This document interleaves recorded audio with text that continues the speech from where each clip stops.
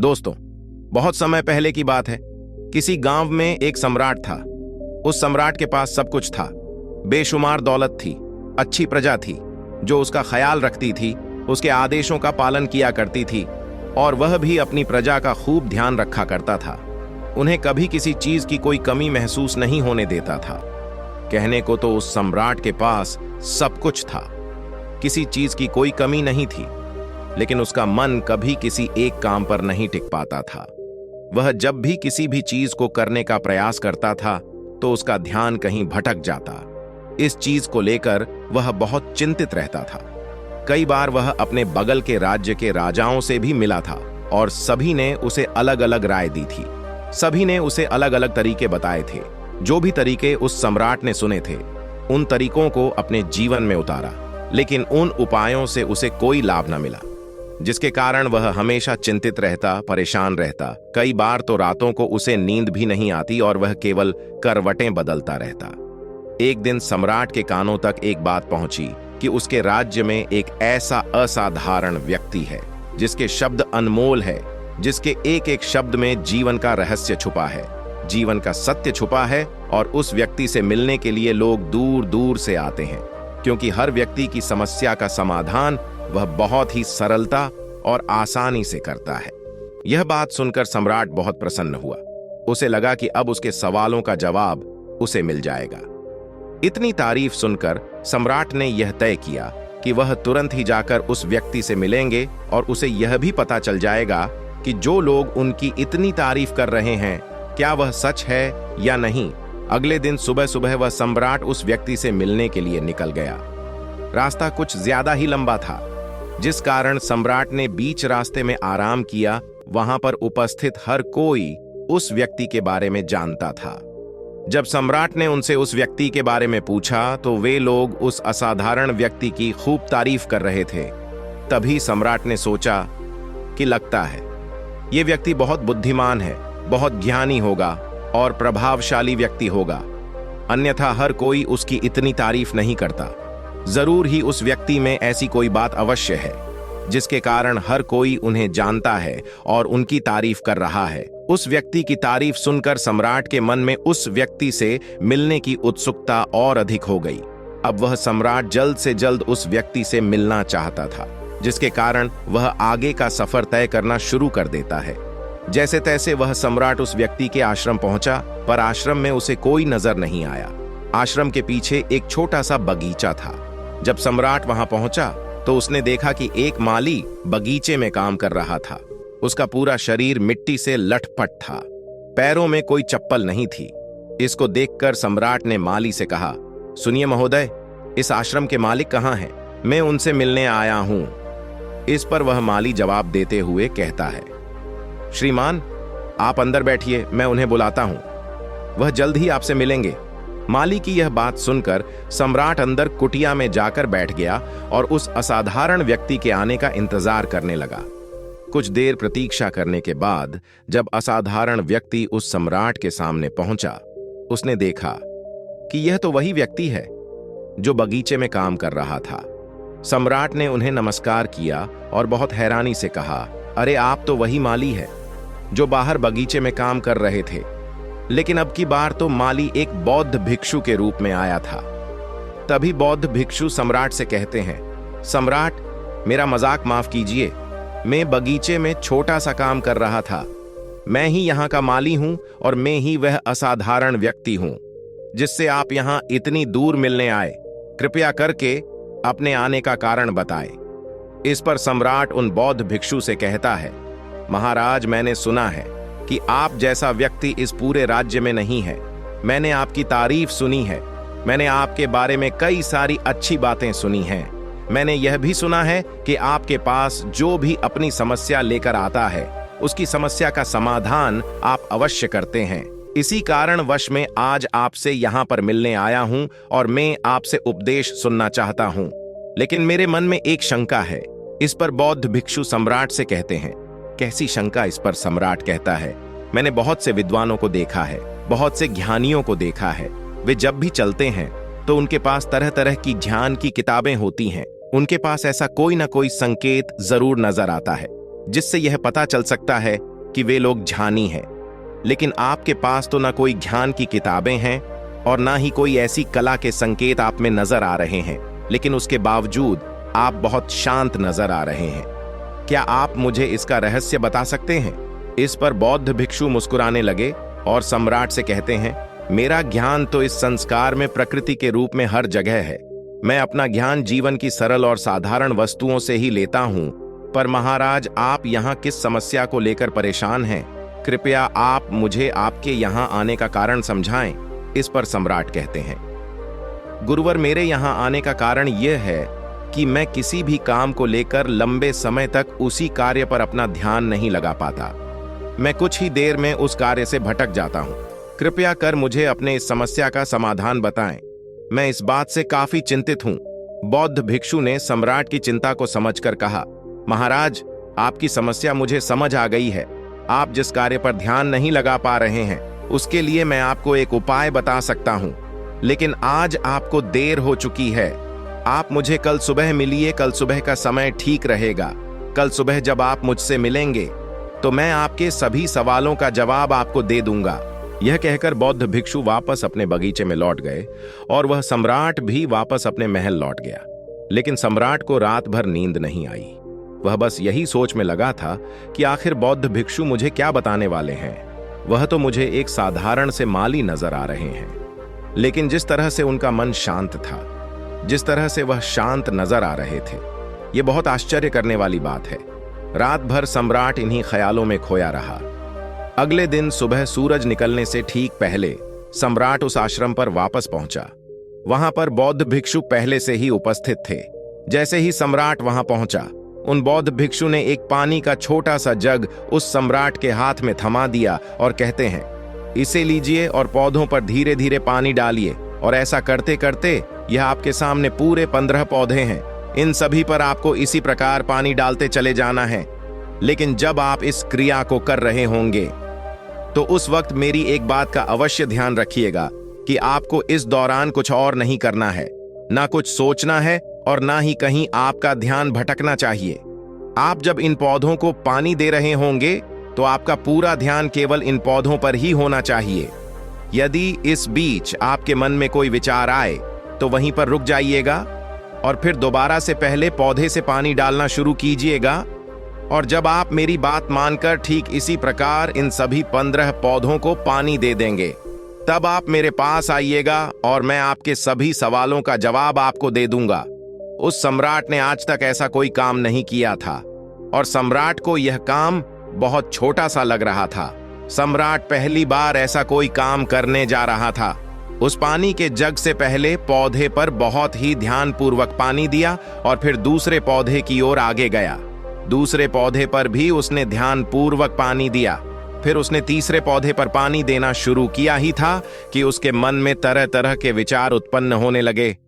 उसे अपने महल का बगीचा याद आने लगा, जहां पर तरह तरह के फूल थे, तरह तरह के पौधे लगे हुए थे। तभी अचानक उस सम्राट की उन बौद्ध भिक्षु की बात याद आ गई। यदि मन में कोई भी विचार उत्पन्न हो तो उसे फिर से पहले पौधे से पानी देना शुरू करना होगा। तुरंत ही पहले पौधे के पास वापस पहुंचा और उसने फिर से पहले पौधे को पानी दिया। दूसरे पौधे को उसने फिर से ध्यानपूर्वक पानी दिया। जैसे ही वह तीसरे पौधे पर पहुंचा, उसके मन में फिर से कई तरह के विचार उत्पन्न होने शुरू हो गए। अब की बार वह यह सोच रहा था, पता नहीं मेरे बिना मेरे साम्राज्य में क्या हो रहा होगा। और अब की बार सम्राट को बहुत क्रोध आने लगा। उसने सोचा कि आखिर मैं यह छोटा सा कार्य क्यों नहीं कर पा रहा हूं। वह तुरंत ही फिर से पहले पौधे के पास पहुंचा। उसने अब की बार बहुत ध्यानपूर्वक पहले पौधे को पानी दिया, दूसरे पौधे को भी ध्यानपूर्वक पानी दिया। ऐसे करते करते अब की बार सम्राट करीबन 5 पौधों में बहुत ही ध्यानपूर्वक पानी दे चुका था।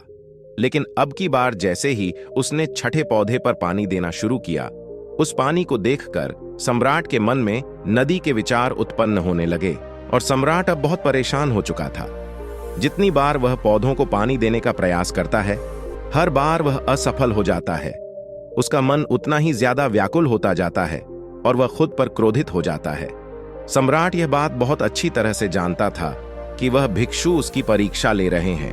वह बहुत बुद्धिमान थे इस कारण उसने उन बौद्ध भिक्षु के सभी नियमों का पालन करना जरूरी समझा।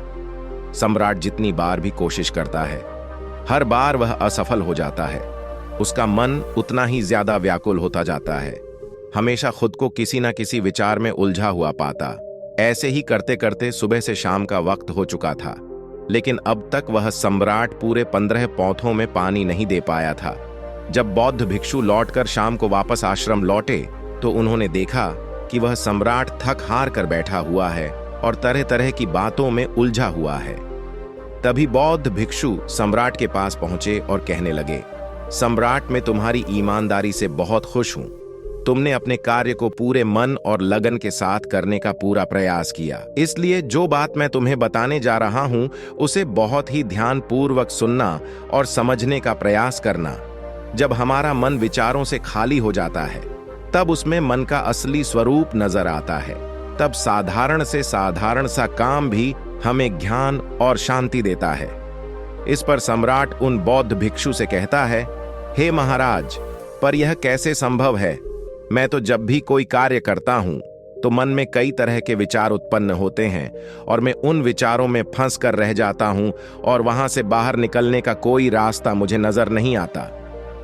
तभी बौद्ध भिक्षु मुस्कुराने लगे और सम्राट से कहते हैं, हे सम्राट, तुम पौधों में पानी नहीं डाल रहे थे, तुम तो जल्दी जल्दी अपने इस कार्य को बस खत्म करना चाहते थे।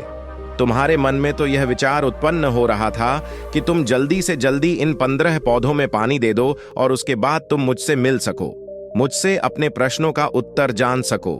किसी कारणवश यह कार्य तुम्हें बोझ सा प्रतीत हो रहा था, मानो मैंने तुम्हारे कंधों पर एक बोझ रख दिया हो।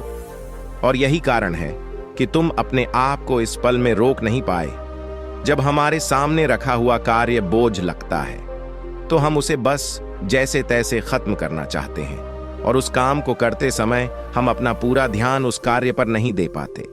किंतु अगर तुम इस पल के महत्व को समझ पाते, इसके महत्व को महत्व दे पाते और केवल पौधों और पानी पर ध्यान देते, तो तुम्हें कोई भी विचार परेशान नहीं कर पाते। इस पर सम्राट कहता है, हे महाराज, मुझे आपकी यह बात समझ में आ रही है कि मैं जल्दी जल्दी इस कार्य को खत्म करके आपसे मिलना चाहता था, जिस कारण मेरा मन इस कार्य में पूरी तरह से नहीं लग सका। लेकिन यह एक पल है जो हम जी रहे हैं, उस पल में रहना बहुत कठिन है। क्या मुझे इसके लिए कोई तपस्या या तप करना होगा? इस पर बौद्ध भिक्षु एक बार फिर मुस्कुराने लगे और सम्राट से कहते हैं, जिस शांत मन की तलाश तुम कर रहे हो, वह शांत मन तो पहले से ही मौजूद है, वह तो पहले से ही तुम्हारे भीतर है।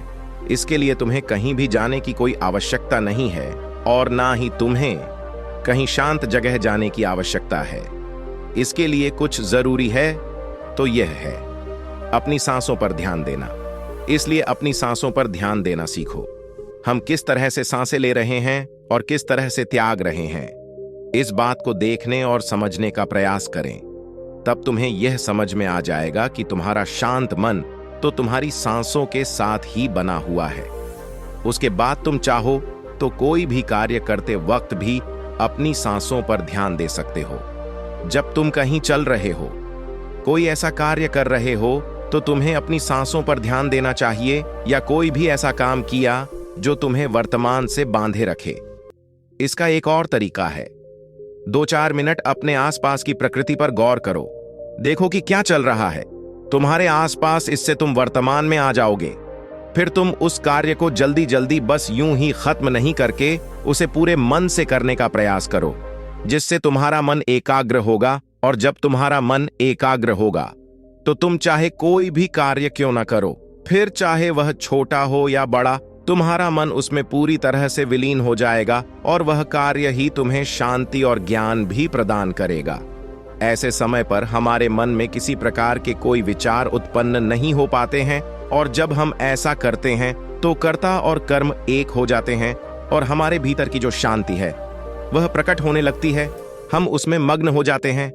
इसे तुम चाहे तो आनंद कह सकते हो या फिर वर्तमान में जीना कह सकते हो, और यह अवस्था सरलता से प्राप्त भी कर सकते हो। बस तुम्हें केवल अभ्यास करना होगा। बौद्ध भिक्षु सम्राट से कहते हैं, जो मन मुश्किलों में शांत रहता है, मुश्किलों से भागता नहीं है, केवल सचेत रहता है, वह मन हर परेशानी को पार कर सकता है। हर द्विधा से बाहर निकल सकता है। सम्राट को उन बौद्ध भिक्षु की यह सारी बातें समझ में आ चुकी थीं। उसने उन बौद्ध भिक्षु को प्रणाम किया और वहां से वापस वह अपने राजमहल लौट आया। उसने अपनी सांसों पर ध्यान देना शुरू किया और धीरे धीरे इस निरंतर अभ्यास के कारण वह अपने हर कार्य को ध्यान और मन लगाकर किया करता था, जिससे उसे असीम शांति मिलती थी और वह छोटे छोटे कार्यों से भी ज्ञान प्राप्त कर लेता था। इसीलिए दोस्तों, कभी किसी कार्य को बोझ मानकर मत कीजिए, क्योंकि यदि आप उसे बोझ मानेंगे तो जल्दी से जल्दी उसे आप अपने ऊपर से उतारने का प्रयास करेंगे, अर्थात उसे जल्दी जल्दी खत्म करने का प्रयास करेंगे। लेकिन इस प्रयास के दौरान आप जो भी कार्य करेंगे वह पूरे मन और लगन से नहीं हो पाएगा, और ऐसे में आप उस कार्य को जो अंजाम देना चाहते हैं, हो सकता है कि आप उसे अंजाम भी ना दे सके, और इसी कारणवश आपके मन में तनाव भी पैदा हो जाता है। हम चिंतित रहने लगते हैं, परेशान रहने लगते हैं, क्योंकि जो अंजाम हम उस कार्य को देना चाहते थे हम उस कार्य को अंजाम ना दे सके। और हम में से अधिकांश लोग यही गलतियां करते हैं। जब उन्हें कोई कार्य सौंपा जाता है तो वह उस कार्य को करने का प्रयास तो करते हैं, लेकिन वह चाहते हैं कि वह कार्य जल्दी खत्म हो जाए, और वह उस कार्य को करते वक्त अपने आप को वहां नहीं रख पाते, बल्कि उनका मन हो कहीं और ही भटकता रहता है, जिससे हमारा मन हम पर हावी होने लगता है। हमें तरह तरह के विचार दिखाता है और हम उन विचारों में डूबते चले जाते हैं। हम उन विचारों में फंसते चले जाते हैं और फिर वहां से हमें निकलने का कोई रास्ता नजर नहीं आता, जिससे हमारे मन में तनाव पैदा होने लगता है। हम बहुत परेशान रहने लगते हैं। हम चाहकर भी किसी कार्य को नहीं कर पाते, और जो कार्य हमें वर्तमान की ओर ले जा सकता था, उस दरवाजे को हम खुद ही बंद कर देते हैं, क्योंकि वह कार्य हमें बोझ लगने लगता है। इसलिए जब भी आप कोई कार्य शुरू करना चाहते हैं तो उससे पहले अपना पूरा ध्यान अपनी सांसों पर केंद्रित करें, और फिर आप चाहे तो अपने काम के दौरान भी अपनी सांसों पर अपना ध्यान लगाएं रख सकते हैं। और यही सांस का जो ध्यान है, यह आपके काम के ध्यान में परिवर्तित हो जाएगा, और इस कार्य में जो भी कठिनाइयां उत्पन्न हो रही हैं उसे आप पल भर में सुलझा देंगे। फिर चाहे कैसी भी विपरीत परिस्थितियां आपके सामने क्यों ना आ जाएं, आप उस कार्य को पूरे मन और लगन के साथ पूरा करके ही रहेंगे। दोस्तों, आपको यह कहानी कैसी लगी हमें कमेंट बॉक्स में कमेंट करके जरूर बताएं, और साथ ही अगर आपको यह कहानी पसंद आई हो तो वीडियो को एक लाइक और चैनल को सब्सक्राइब जरूर कर लें, और अपने दोस्तों के साथ इस वीडियो को शेयर जरूर करें। धन्यवाद।